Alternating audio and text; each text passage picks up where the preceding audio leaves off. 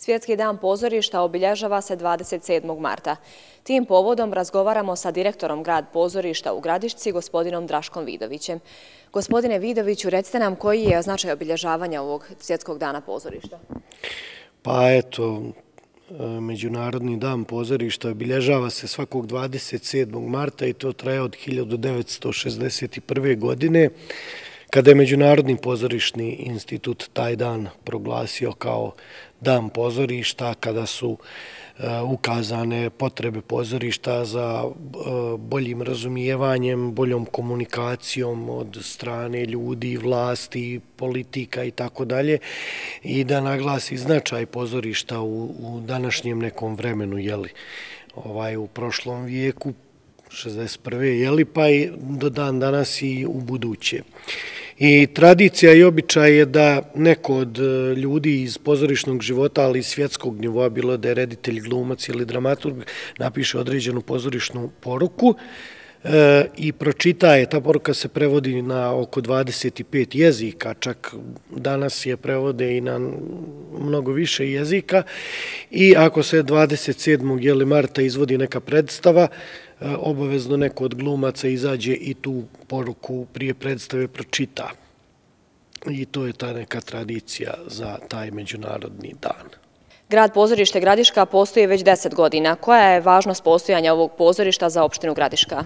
Gradiška je prilično dobro prihvatila pozorište, a i pozorište prilično dobro prihvata Gradišku ovakva kakva je.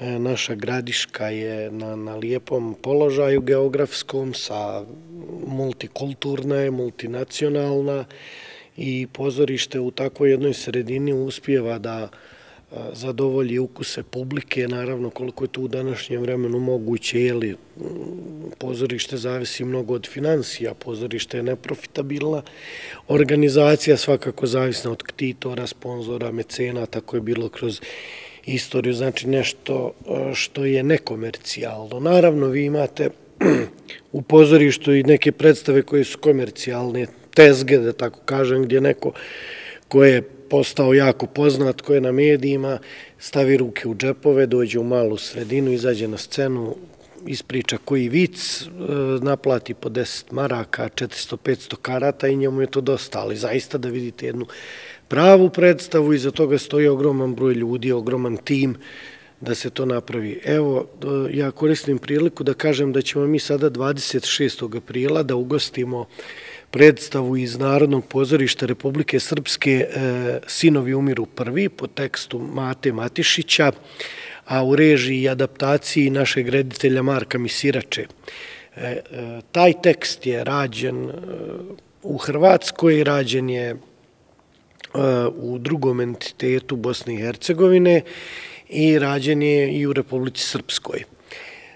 Naravno, od geografskog područja i od naroda prilagođen je i priča o jednom problemu koji imaju svi narodi na ovom prostoru posle nesretnog rata. Priča je, znači, nije ratna, nego je poratna, i to je kad prođe vrijeme, i jako je duhovita i šarmantna, znači govori o jednom ozbiljnom problemu, ali na jedan vrlo komičan način. Šta je još u planu u ovoj godini kada je u pitanju grad pozorište Gradiška? Moramo da na neki način obilježimo 10-godišnjicu rada, administrativno radimo na preregistraciji, znači opet uz podršku načelnika opštine treba da prerastemo iz udruženja građana u javnu ustanovu, što je velika stvar za nas. Radit ćemo predstavu Ljubav pisca Mariše Izgala, jednu tako laganu komediju. Jedne godine radimo nešto malo ozbiljnije, malo dublje, jedne godine malo laganije i tako. I možda tekst od Florijana Zelera Istina. Naravno, ako budemo imali sredstava, to nam je onako nekakav plan. Da malo opet pokrenemo omladinski studio, da igramo za srednje škole. Nedavno smo igrali za srednju stručnu i tehničku školu, sad ćemo organizovati igranje za tehničku školu i gimnaziju, a igramo predstavu ovu našu Kumovanje ludom radovanje prošlu.